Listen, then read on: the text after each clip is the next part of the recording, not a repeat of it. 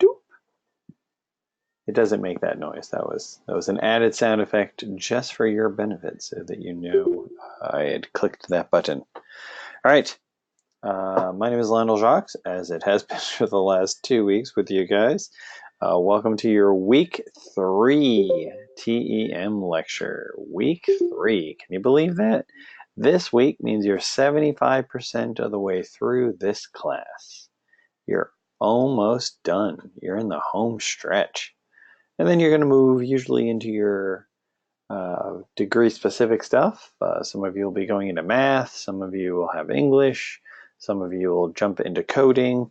It's all good stuff. It's going to be pretty awesome for you. It's a good time to be alive at Full Sail, a geek. As people were mentioning in chat, Disney Plus launched today. If you have Verizon, by the way, apparently you get a year free if you go to the Verizon website or something. So I don't know if any of you are Verizon people, and by no means am I a commercial for them. I have not yet watched The Mandalorian because I have to watch it with my daughter. She made me promise. So don't spoil it, or I'll fail you and you'll get to repeat my class. So just keep that up. Keep that in mind. But they do have a lot of great bundles. There's a metric ton of content, including like a bazillion Marvel things. So we're super thrilled about that in this household. Pokemon comes out on Friday. My daughter is just totally gaga about that. It's a good week. I'm still playing Outer World. I'm on Monarch, I think, second part of Monarch, wrapping stuff up for that. So there's just it is a spectacular geek week. You know what I mean? So it's looking to be pretty good. Steven, I'm all the way at the very last boss fight for Borderlands 3, and Outer Worlds came out that next day. I would have to say my favorite companions are Ellie. Parvati is really cool, but I like Ellie. And then Sam, the robot. He's funny. There was a whole NPC fight cutscene that actually was bypassed because I had him as my companion, and that was very unexpected, very surprising, and it was very entertaining. It was pretty good stuff. But there's just a ton of stuff out there that is enjoyable, covers all walks of life. So if one is not to your liking, take the time and instead of internet trolling and bitching to people about how bad it is, just go find something else that's out there that you enjoy. It is a great time to be a geek. So embrace it, run with it, and let other people get their geek on for whatever it is they like. So this week, week 3, we will start with our overview video.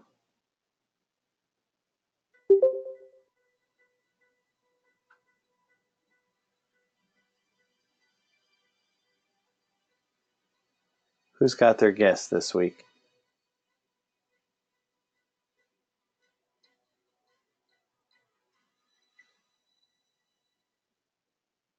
No, not iRobot. Good guess, though. Someone else guessed Terminator. Also incorrect. Anyone? Anyone?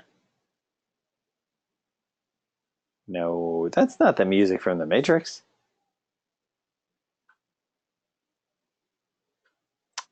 Y'all are making me sad. Where's my, I guess they'd be in their late 20s, 30s? Where are you people? Where are you sci-fi geeks?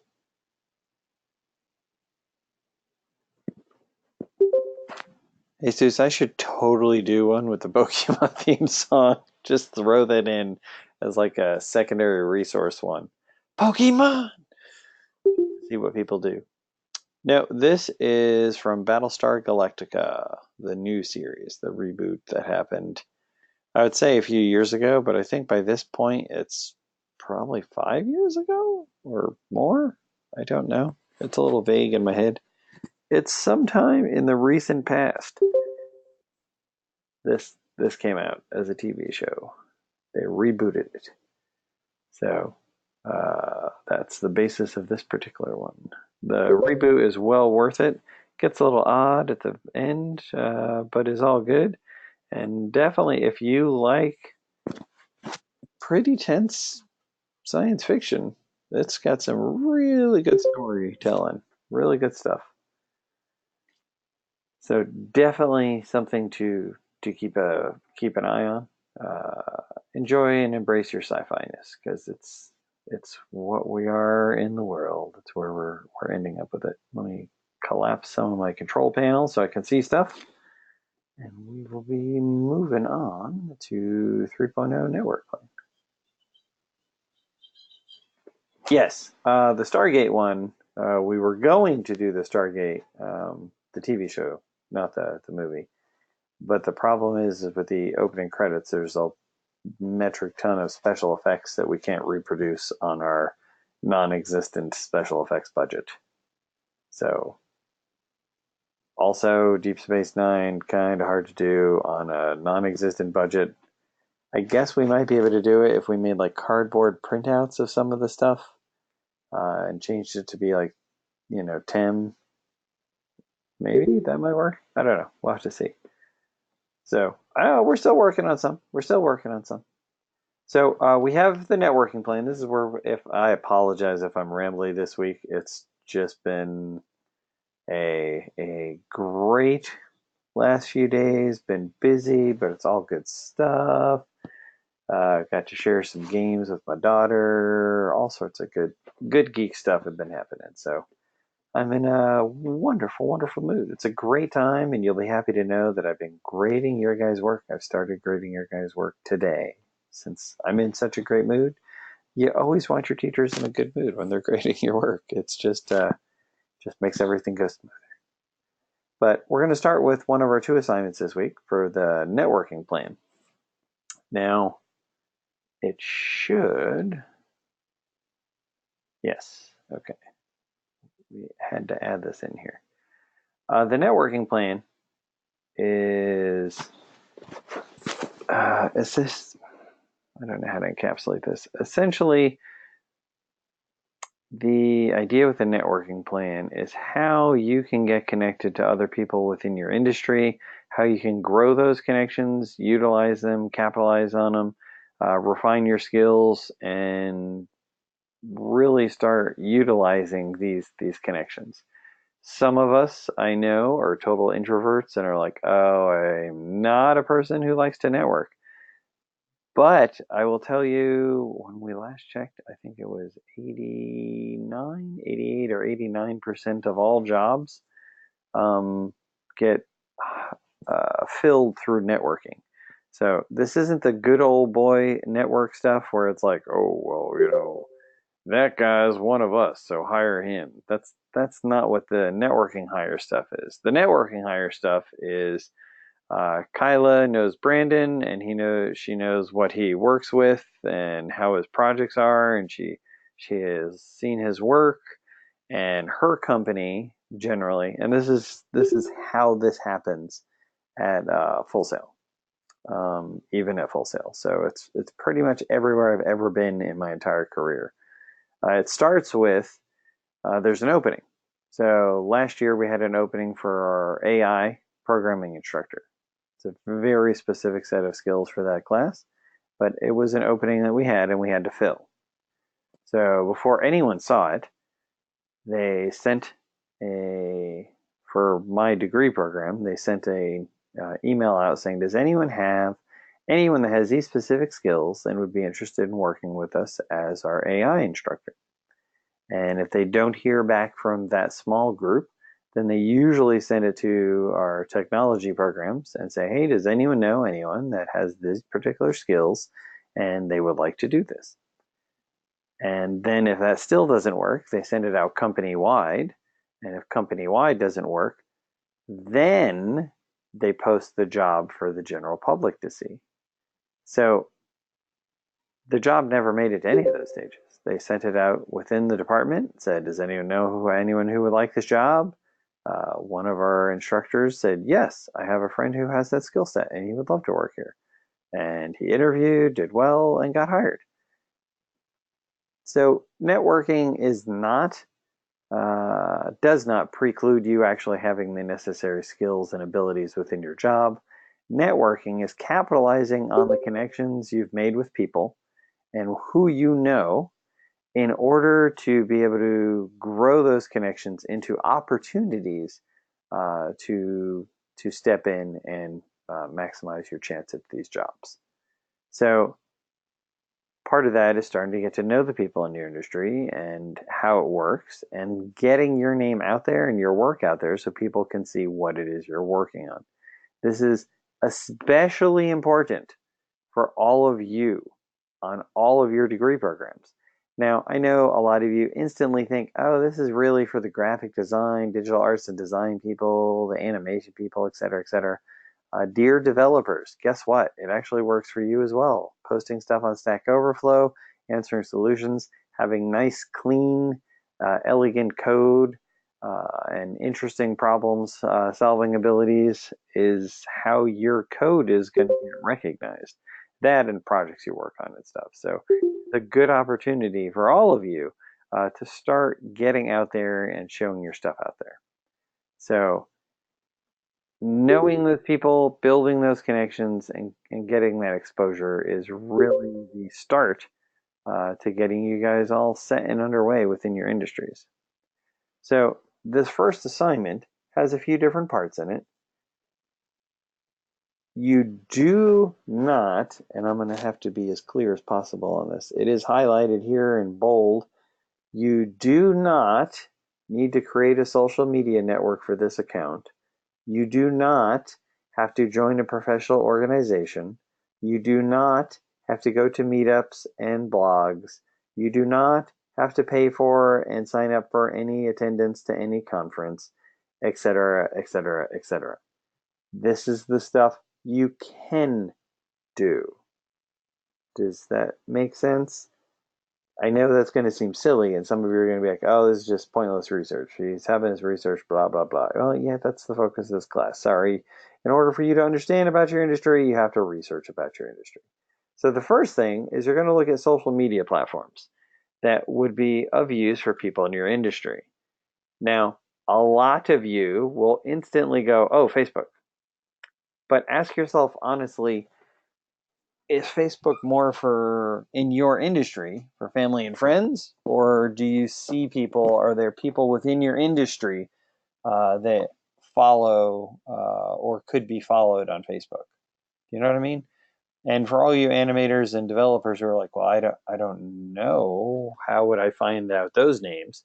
You go to the credits of the games or the movies or the animations that you're a fan of, find out who the artists are, look them up, see what parts they were in charge of or worked on in the particular project, and then you can follow that.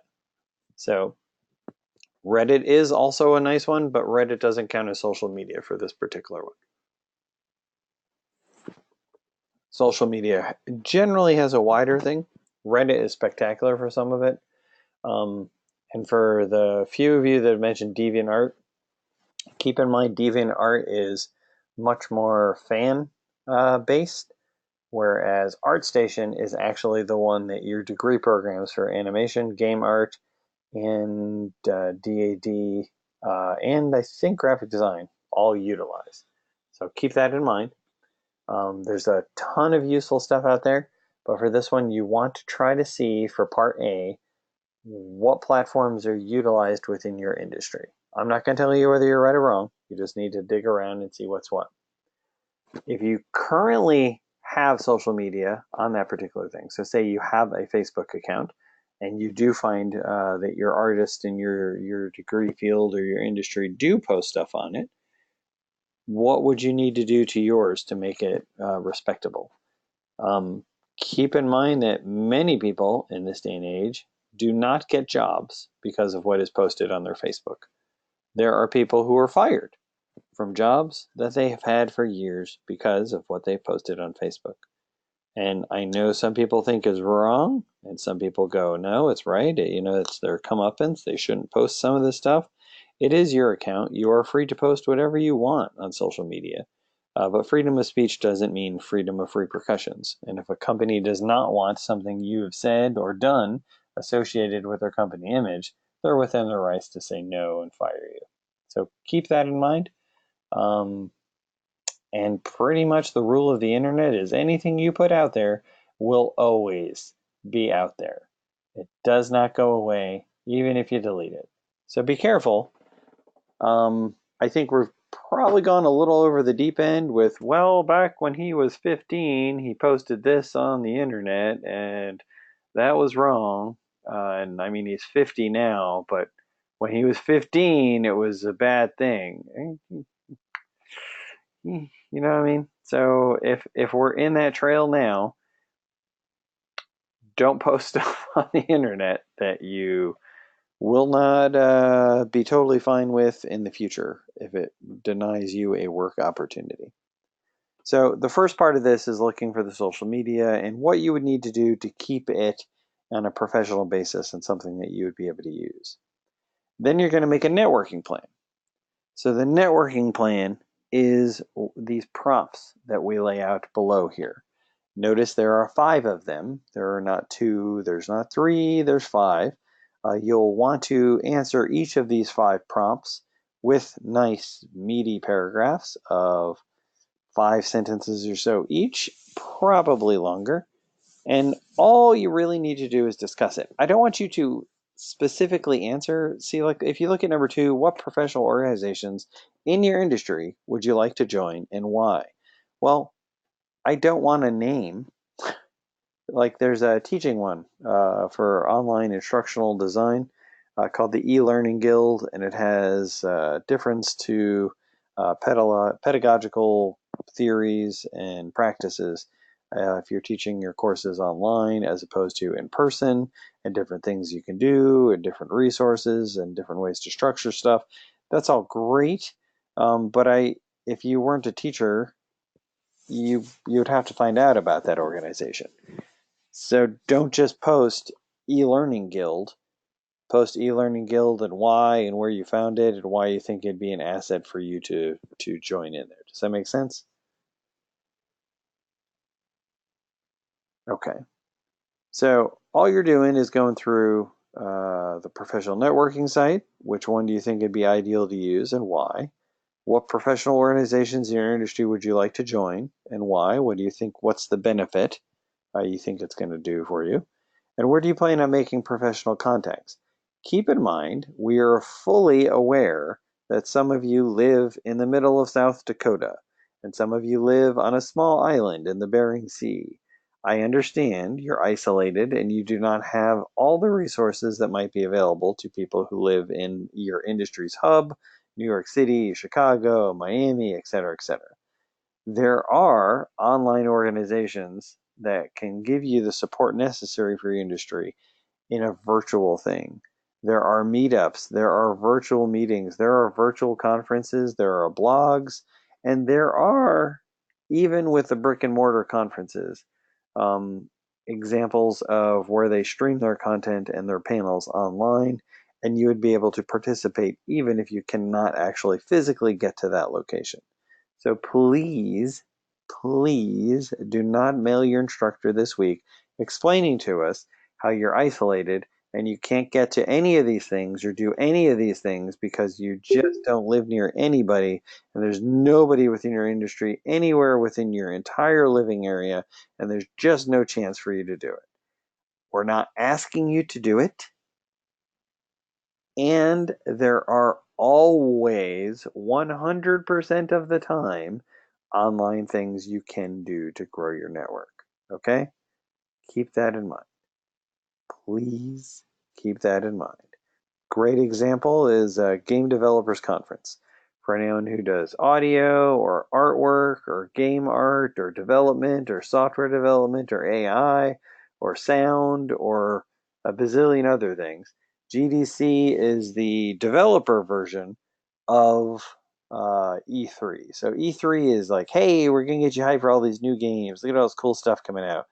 GDC, as an example, when I went, I think it was 5 years ago, the team lead for Raid Encounter design at Blizzard, and two of his team were there as a panel, and they were talking about the different algorithms they use and how they try to make it interesting and rely on certain skill sets and skill archetypes and how they're going to get it all constructed and put together, that kind of thing. Does that make sense? Okay. Well, so GDC has like a bazillion, like literally a bazillion conferences. You join, not join, yeah, you pay to go to the conference, and usually there's different packages of tickets you can get.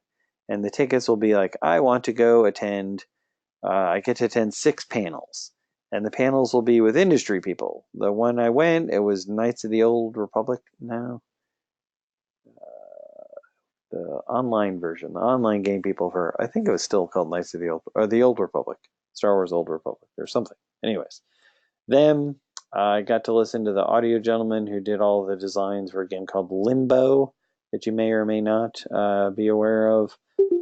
Braid is a small independent one that the designers gave a speech for. A whole bunch of all that stuff.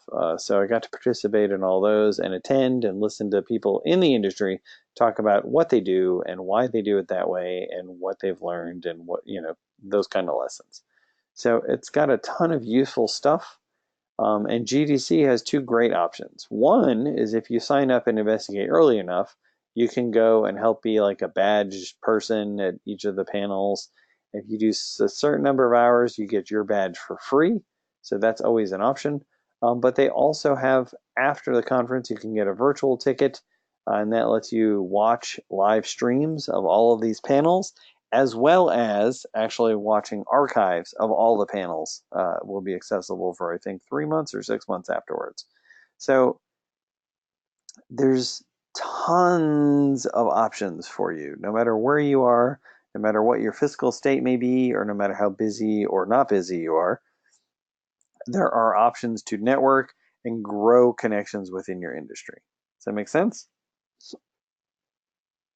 Minecon is more for consumers and fans, Randall, because they do talk about some of their stuff, but it's more for fans of Minecraft to go and attend and kind of find out what's going on and see what people are building and mods people are building. But it's not quite the same as one that's generally geared for specifics. Gamescom sometimes, it depends, they have panels. Tiaron, we're just talking about the networking assignment, and this is talking about the conferences and professional organizations and stuff that you could join up on. No, PAX is almost 100% fan-based. Gen Con, PAX, E3 are all really fan-based for consumers to come and see the cool new things that are coming out. It's not for industry folks. There are industry folks there, and people do make game deals and stuff like that there. But it's geared towards for consumers.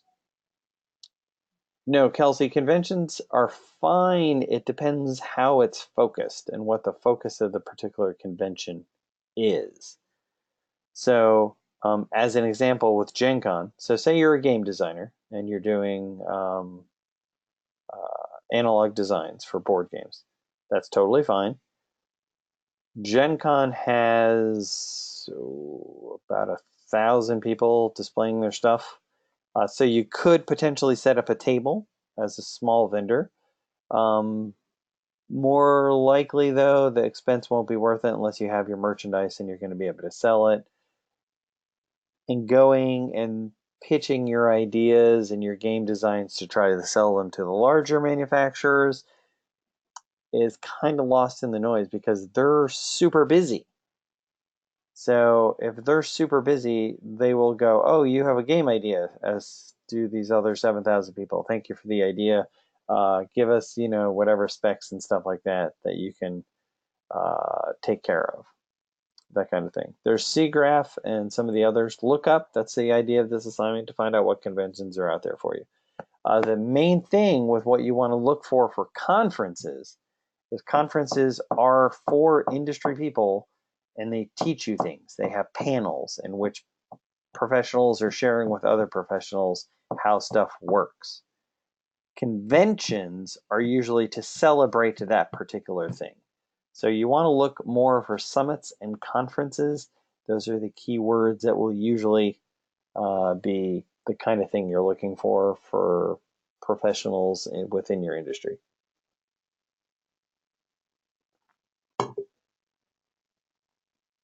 So what you're going to do with this is you're going to answer these 5 prompts and you're going to post it on the networking plan discussion board. By Thursday, please.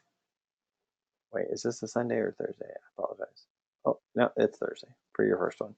And then you're going to reply to some of your peers with other ideas that you might have or that you may have found, et cetera, and help them out if they are on the right track, or go, hey, you might want to look at something like this instead, et cetera, et cetera. Okay?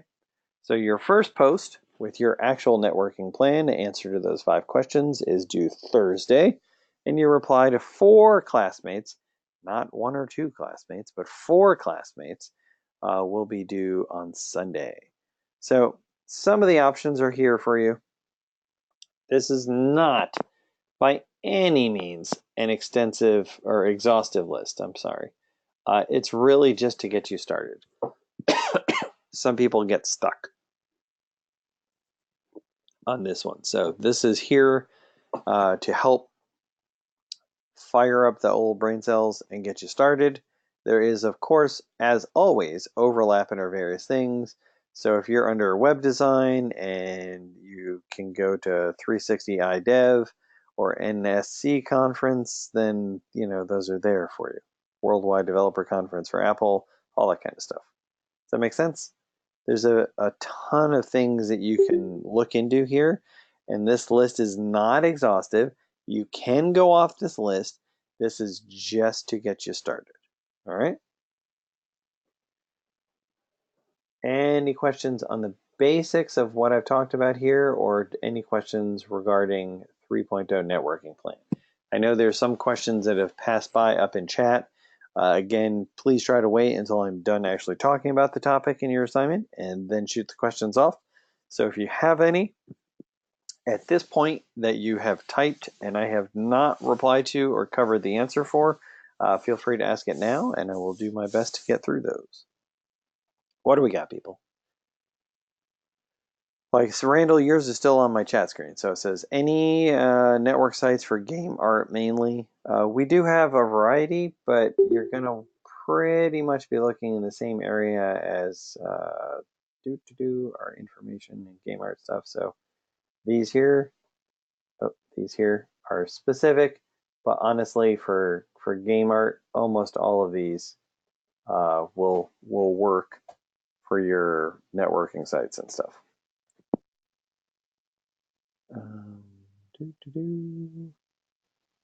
Signed up, so I pretty much tell people the different networking platforms which allow people in our field to connect.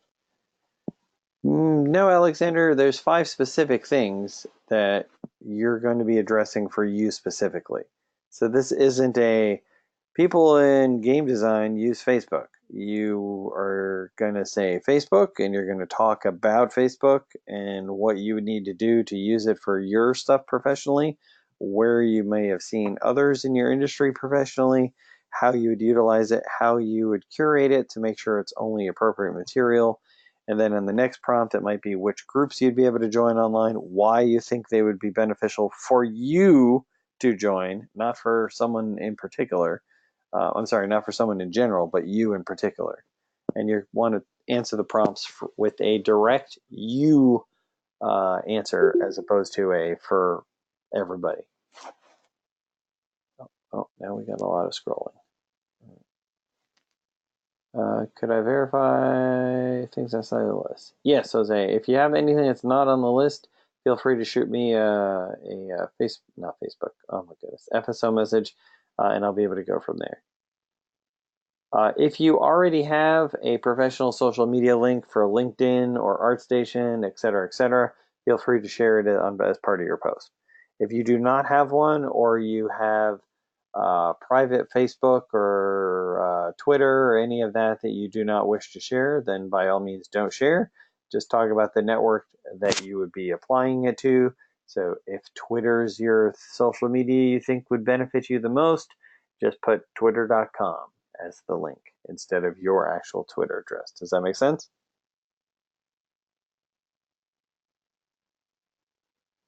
And it says I have social media. Does that mean link your own social media? All right, Amanda, that covered yours as well, right?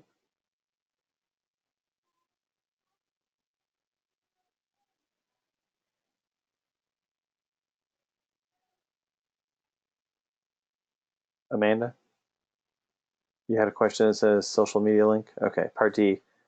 Yes, but you don't have to include your personal one. You will if you have a personal one and you're fine sharing it with your peers and fellow students, that's totally fine. Some people get very gun shy and don't want to share their social media accounts. That's fine. If you don't wish to share it, link to whatever platform it is that you would use. So if Facebook is the social media you think that people would use for your degree field, then just put facebook.com. Don't link to your Facebook, just link to facebook.com. Does that make sense?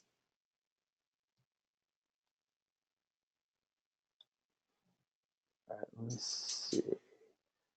Discord is great for chatting, but it's not so great for networking because generally you're not able to follow people and see work they've posted and stuff like that.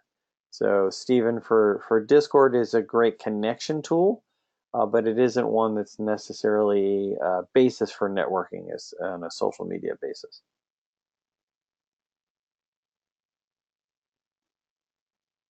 Brandon, what do I need to say one more time?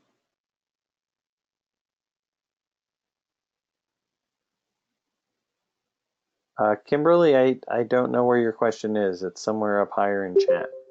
You can either send out an FSO or ask it again really quick here, and I will do my best to answer. Yes, polycount would work for game art. No, Dustin, it's where you're going to be able to make that connection. So the thing with Discord is, okay, there might be some circumstances where a developer has a Discord channel and you can talk to that developer, that creator, um, but they have to have that set up on their end, and then you have to go to their channel on Discord or their server in Discord and watch it that way, if that makes sense. And if you do it that way, that's more of a conversation. That's almost like Twitch. Twitch isn't a networking platform. Twitch is a streaming platform. They have creators that share their content. That's great. For networking, you want to be able to have the back and forth more. So that would be one of the other things. Kimberly, the other two training videos, if you mean the archives for the lecture assignment, the lectures, they should be posted in your section's announcements or in your messages on FSO. If you do not have them posted to announcements or you have not received them in your messages and you check, email me directly at lionelj@fullsail.com and I will send you the links to the videos. Randall, yes, some of the sites from week 1 are good to use. Tiara for graphic design. Honestly, some of these, this one in particular, LinkedIn is great. And then like ArtStation and stuff like that is actually good for graphic design as well. A lot of people share their logo and graphic work on that as well. Whereas DeviantArt is more for fan sharing, this has a different aspect that I think you'll be able to utilize. Yep, that's totally fine. At least that works.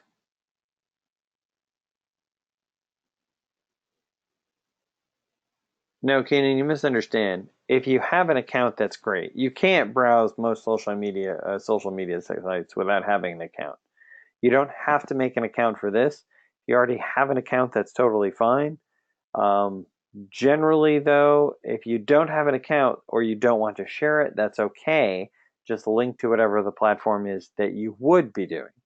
However, in order to participate in the content, if you were growing this networking plan to active things you were doing, you would want to make sure that you focused on the aspects of how it could be of use, et cetera, et cetera. Does that make sense?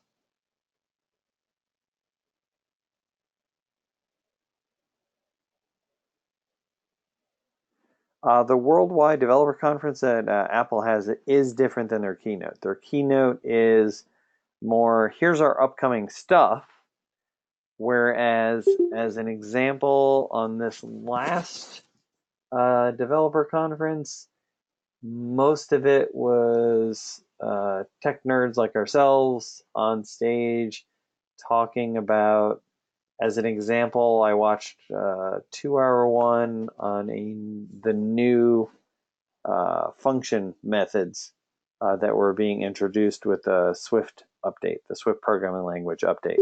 So he talks about a different way that you're going to be able to set constraints on images that are on your Apple screens for the products you're developing on, and how it's changed from the current one. And he went through a few examples of how to do it, and then he showed some fancier stuff you could do with it and stuff like that. Yes, actually, the WWDC is the Apple version of the Android Developer Summit. And the Android Developer Summit is the same. They talk about new Java developments, new Google or new Android platforms that are coming out, some of the changes that they might be doing in the Java language in order to make it utilized easier on the platform, that kind of stuff. Brandon, I'm not saying you can use Facebook. I'm just using Facebook as a social media that you are all aware of. You would have to look into whether it is something that game design, other designers in game design for any games you like, see if any of them are on Facebook, see if they have people that are following them, see if they post anything about that kind of stuff. Does that make sense?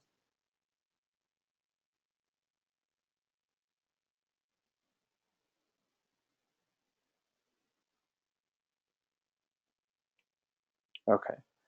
Yes, Rooster Teeth works with the Armada people for the different streaming teams. This is our first year. We just started them a few months ago for, we're a geek school, right? We're a tech school, so we have esports teams. And Armada this is its second season, and it's kind of growing from there. Guys, whatever you think is going to work is fine. You need to do the checking on the particular social media if it is something that people, or you feel it's something people in your industry would be able to utilize. I don't have to vet all your decisions on that.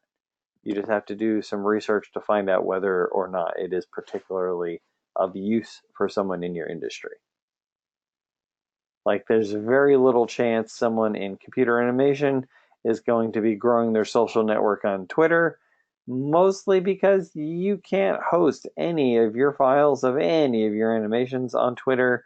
So the best you'd be able to do is really send out links to people on Twitter to come see your work, but that requires an extra step. And we all know that people in the world these days generally don't want to do that extra step. So you would want a platform that you could give them the information and they go to it and see your stuff, that kind of thing.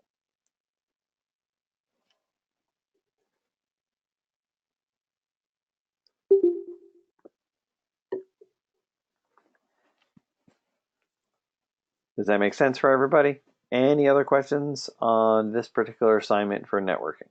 It is not super crazy hard, guys. I'm just asking you to look into your fields and then answer these 5 prompts.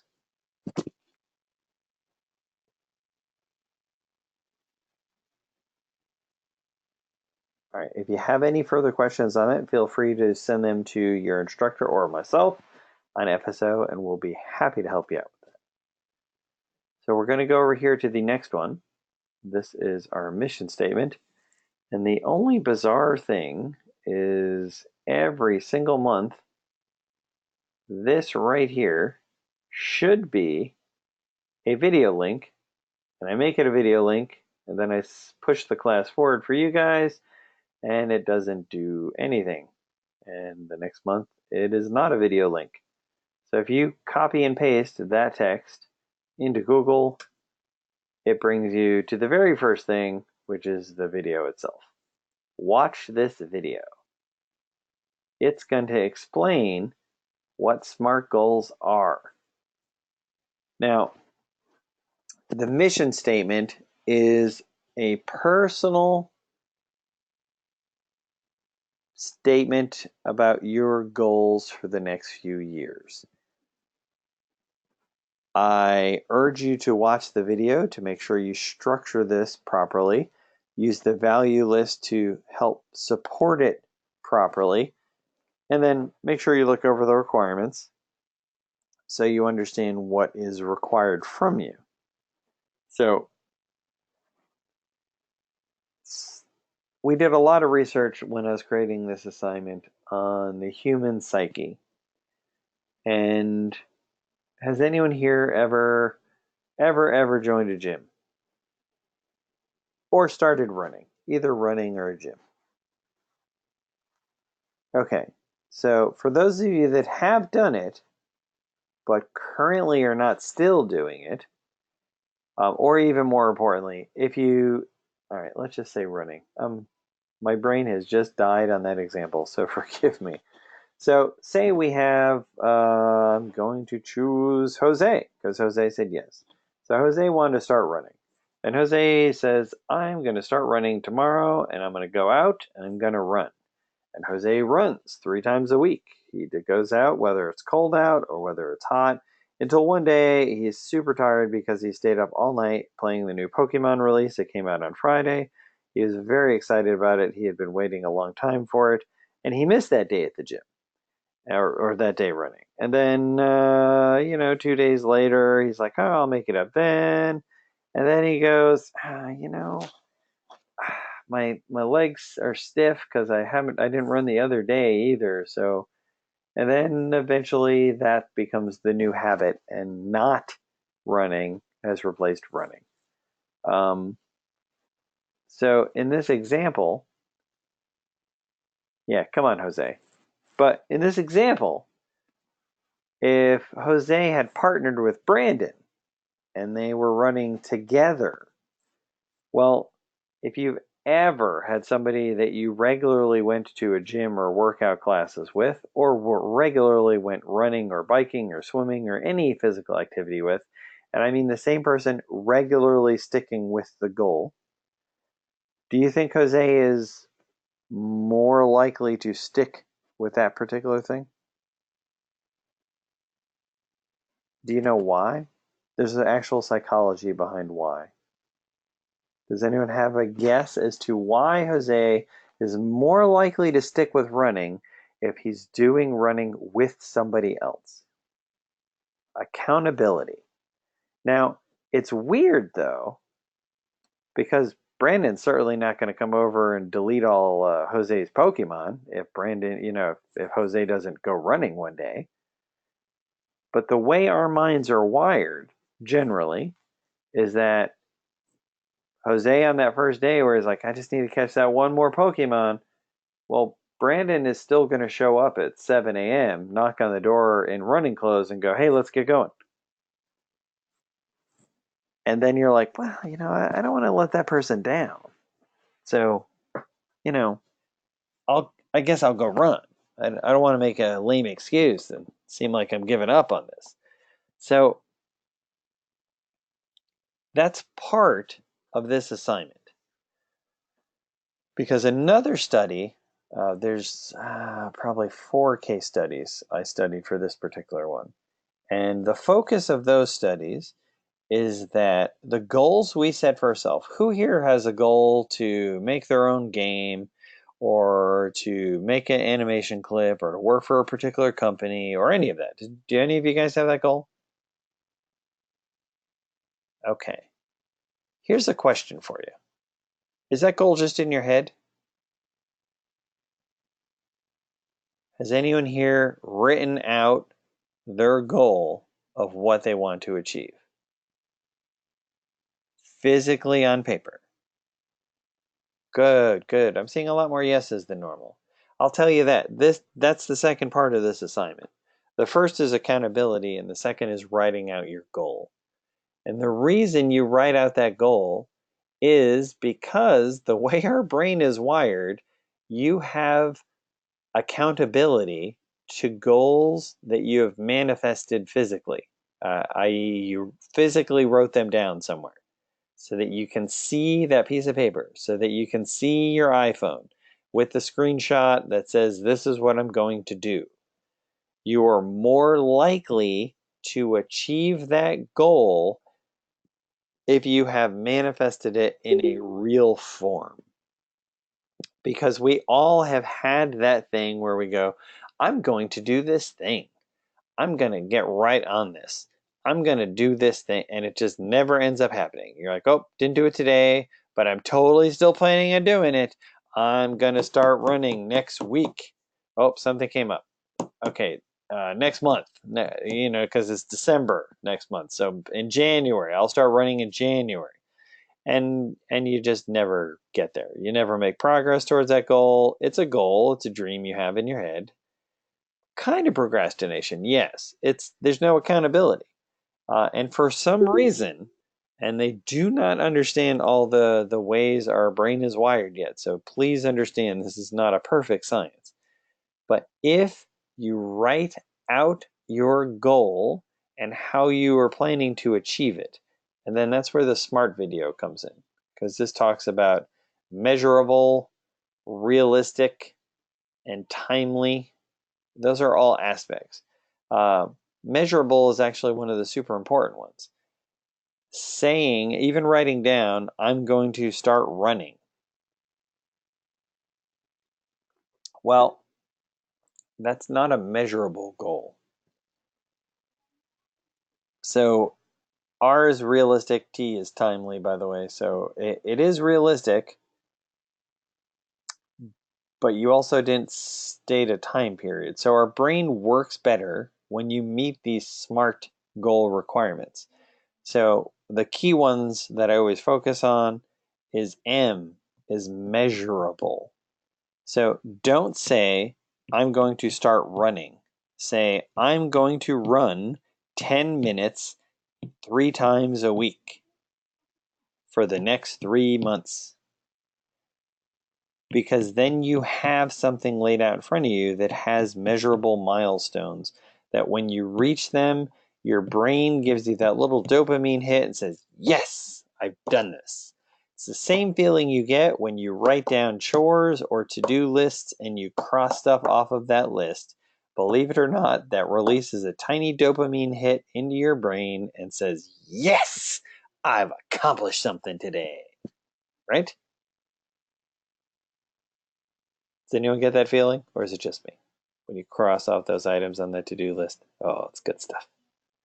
So I want you to look over the value list, watch the SMART Goals video. It's a short video, guys, okay? Seriously, 2 minutes, 29 seconds. Inevitably, at least 3 of you in this, the number of students we have listening, are going to go, I don't understand what a SMART goal is. Okay, it pretty much spells it out on the video. If you don't get it, then feel free to ask specific questions, but don't just basically admit, hey, I haven't done any of the resources that you provided for me, but I don't understand it. Well, you don't understand it because you have to actually do the video and stuff so that you understand what it is we're talking about. So you're going to make your mission statement. It is a short goal that you're going to work on, and then keep it somewhere. And I think my examples are down here. So one of the key things here is this needs to be a paragraph, okay? A paragraph. Don't make a list. This is not a to-do list. This is your mission statement. The next key thing is the first sentence or two needs to clearly and directly state your goal. And it needs to be something that's measurable, something that's timely, which is why we say the 2 to 3 year mark, basically. And it needs to be R is realistic. And I will share with you, without mentioning the student's name, a mission statement I got a few years ago that just doesn't meet those goals. I am all for creative types expressing their desire for individuality and helping the general masses appreciate art. That's great. It's one of the reasons I did fine art, because I didn't think fine art needed to be reserved for people who are hoity and rich and know all these fancy terms. Fine art is art. Everyone can appreciate art. But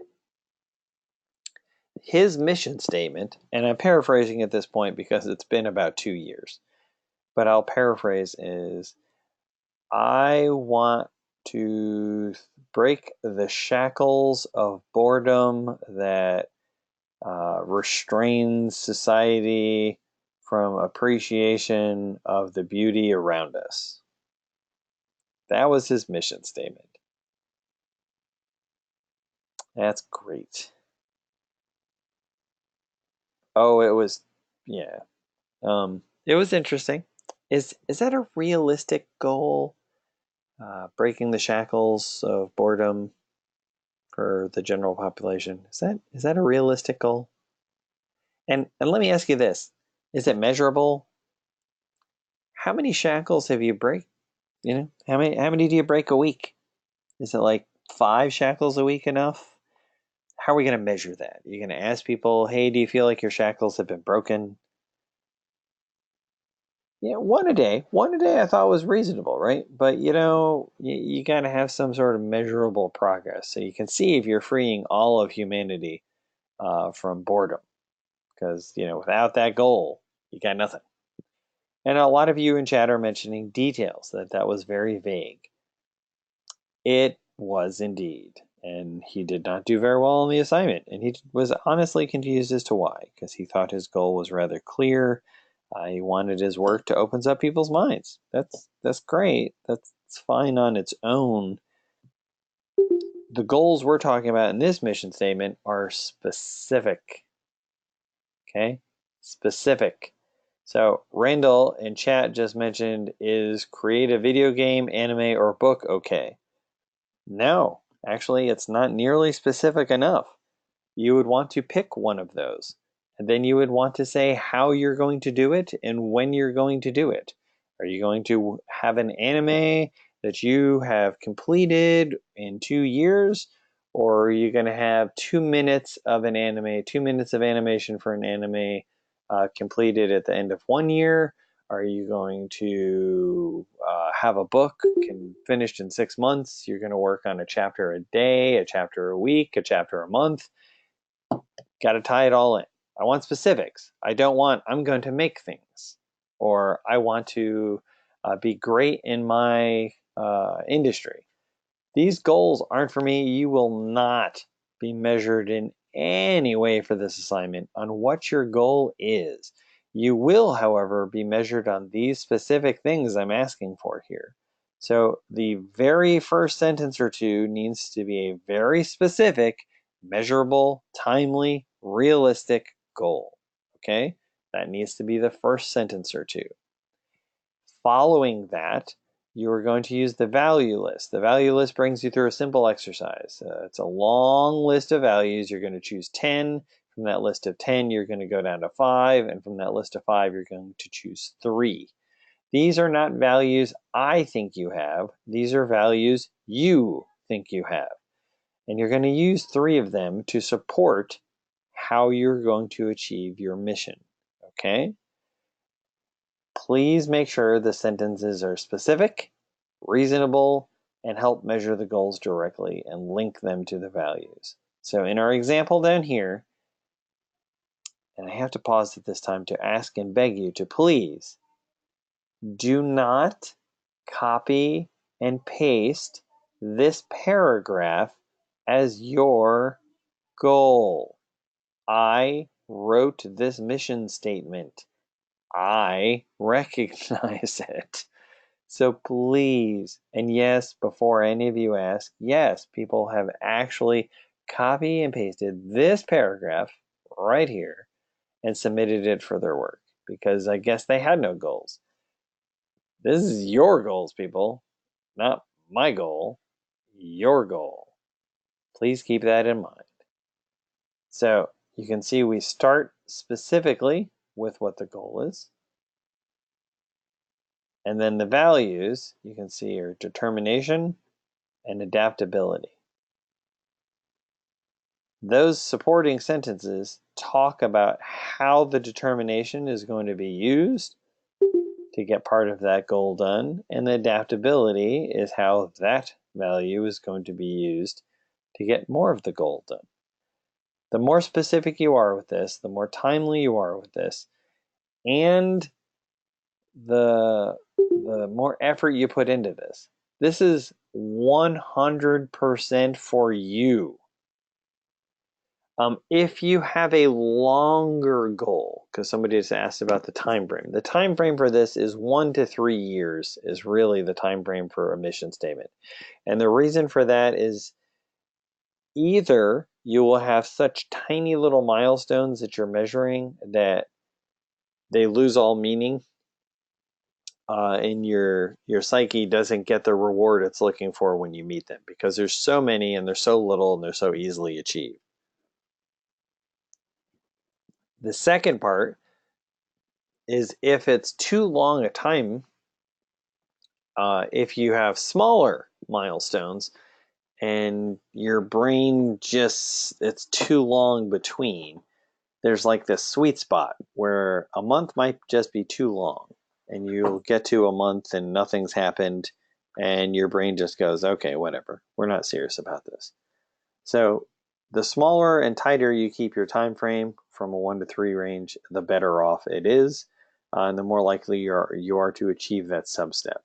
If your big overall mission in your industry is to start your own studio, to make a full game, or to write a book, or to produce an animated feature, that's all totally fine.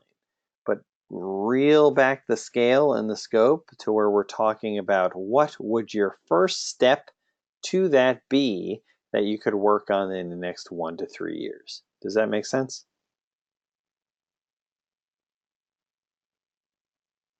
Okay, so you can have a bigger mission. You can have a bigger goal. This mission statement, it would be the first step on that bigger goal, if you have a bigger one. You might have a more focused one that is something you could attain. I had a computer animation student who was god awful at drawing the human body.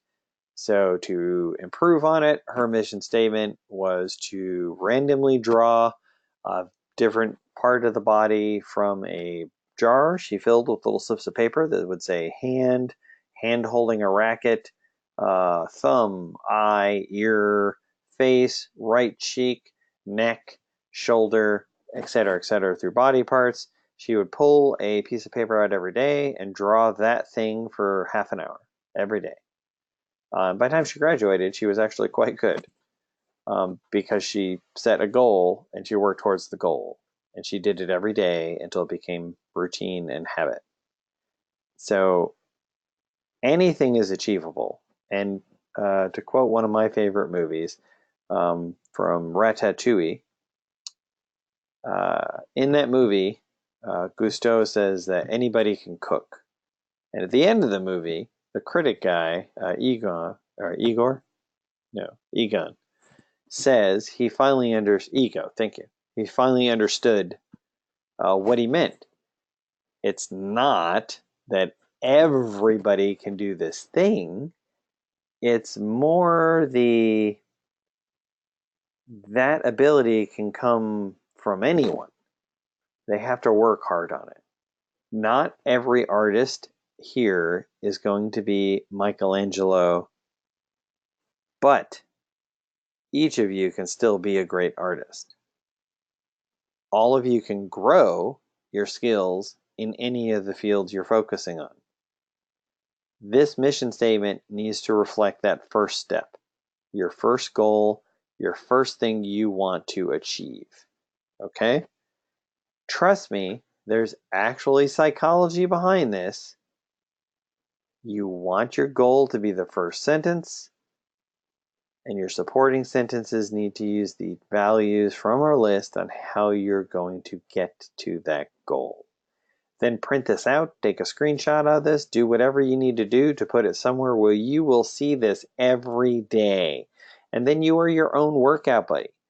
You will have, because it's written down, your brain is going to hold you more accountable than if you just keep this goal in your brain. Does that make sense? Trust me on this one. I actually did research. All right. Any questions on the mission statement? And yes, you can quote unquote burn water. It's basically where you put water on a pot to boil, then you forget it's there, all of the water evaporates off, and then the pan scorches on the bottom. Yes, one single paragraph. Do not. People in this get sidetracked telling a story on why they want to do something. I've always wanted to work for Riot Studios because I like League of Legends and blah, blah, blah, blah, blah, blah, blah, blah, blah. That's great if you were writing this mission statement for me. This mission statement is being turned into me, but it is for you. You know you like Riot Studios. You know why you want to work there. This needs to be succinct. This does not need your background, history, skill set, why you like animation, why you like games, what you find wonderful about your industry.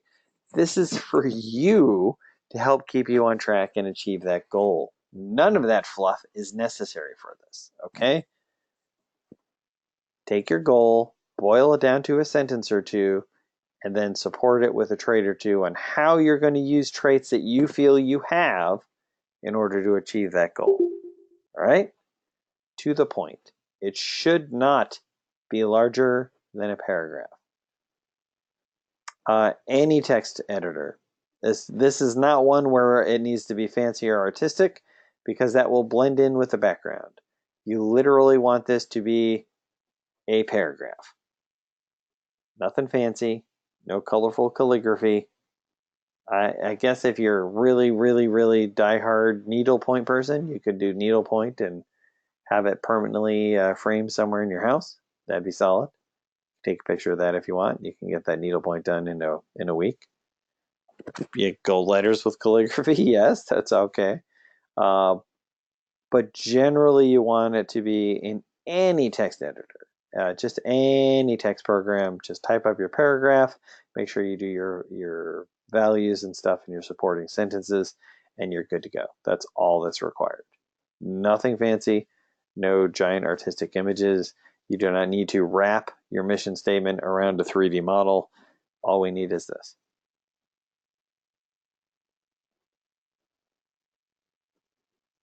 You want to submit it as a PDF because whatever it is you're doing it on, you want to be able to take a picture of it to put it on a digital device or print it out so that you can see it every single day of your life until you reach this goal. That's one of the key parts. You need to be able to see this. If you write this paragraph, this is your goal, reminding you, this is your goal. If you write your goal, submit it for this assignment, and then never look at that paragraph again, it will do jack shit for you. It's not going to do anything. You're going to make no better progress on the goal than if you just keep it in your head. You have to have this somewhere where you can see it. However that works for you is fine. But if you do not see this, you will not hold yourself accountable to it. You will forget it. Okay?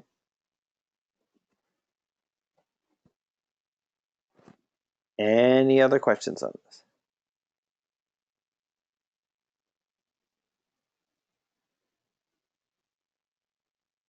All right. So by the time we come together for week 4, you guys will have completed these 2 assignments and we'll be in our very last week. Remember, folks, if you get all of this finished by, like, I don't know, we'll say Friday night, then you are free to play Pokemon all weekend. You can watch Mandalorian over and over and over again on Disney+. You can finish Outer Worlds. You can finish Borderlands 3. All this stuff is available for you if you do not procrastinate. You have to finish this and get it started, okay? Get started as soon as possible. Mary, you ask, you guys have time for Pokemon? No. but I'm buying it anyways because, like, I have to. I feel, I feel like I have to. I have an obligation. I'm a dad. She wants Shield, but I don't like the legendary Pokemon that has the frilly neck shield that just looks weird. But it's going to be Shield because my daughter wants Shield. I have not decided on a starter yet. I think it's probably going to be the water type. I usually do the water type.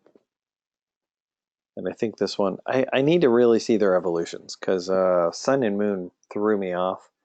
Like, she really liked Litten, and then Litten evolved into basically a WWF wrestler in his final evolution, and it was like, what? So we want to avoid that. We don't really need a WWF version of the cute little salamander or anything like that. So we're just gonna, we're just gonna kind of go. I'm not worried about the leaks. And for all of you out there who are in pretty much every single industry that you guys can possibly be in, understand that the internet is full of people with opinions. Usually they're unfounded. Usually they are just rambling and people take them as gospel. So some people are all up in arms about choices they made with this Pokemon game. It doesn't matter. If you like Pokemon, you go buy this Pokemon game. You go enjoy the living heck out of it. If you like, some other game, that's fine. Go buy that game. You embrace the game, play it, and enjoy it. Do not let internet trolls tell you what's good or not good. Because internet trolls are just that. They're jerks who are trying to pee on everybody else's good time. Don't let them ruin your fun. Oh, new Switch controllers. Well, Black Friday's coming up. Keep that in mind. So, Mary, keep that in mind. You should be able to get Joy-Cons for a little bit cheaper. So I'm going to wrap up the recording here. We'll probably chit-chat about video games for a few minutes, and then anyone who does not have questions or is not chit-chatting is free to go.